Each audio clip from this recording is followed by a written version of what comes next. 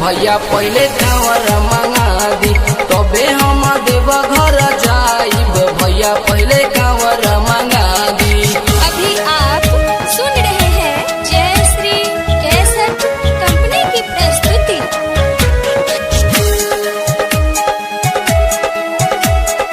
भैया पहले कांवर मंगा दी। बोला बोला शंकर भगवान की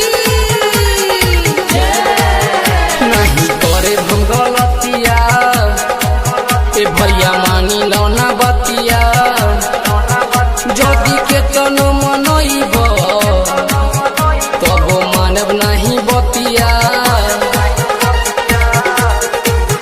नहीं करे हम गलतिया ए भैया मानी लौना बतिया जदि के तनु मनइब तब मानब नहीं बतिया।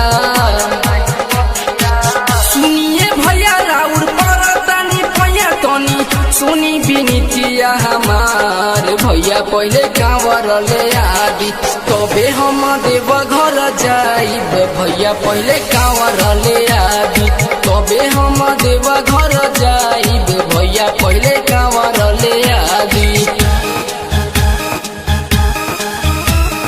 भैया पहले कांवर मंगा दी। भैया पहले कांवर मंगा दी। भैया पहले कांवर मंगा दी। भैया पहले कांवर मंगा दी। जोनी ऐसे अगुताई पहले रसम पुराई एहो राइटर नीतीश जी भैया के समझाई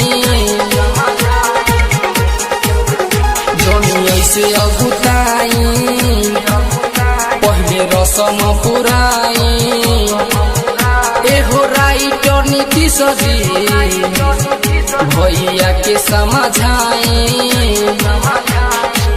कहे ज्योतिष रोज झुकाई के शीश तनी मानी ली बतिया हमारे भैया पहले कांवर मंगा दी तबे हम देव घर जाइब भैया पहले कांवर मंगा दी तबे हम देव घर जाइब भैया पहले कांवर ले आदि।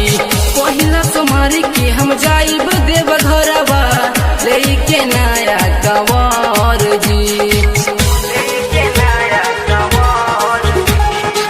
रास्ता में पिए खातिर करी जब मनवा तबे धराइब चिलाम जी रुपिया जे घटी तबे मम्मीला न पटी सुनी घटे न देह बरियार भैया पहले कांवर मंगा दी तबे हम देव घर जाइब भैया पहले कांवर मंगा दी तबे हम देव घर जाइब भैया पहले कांवर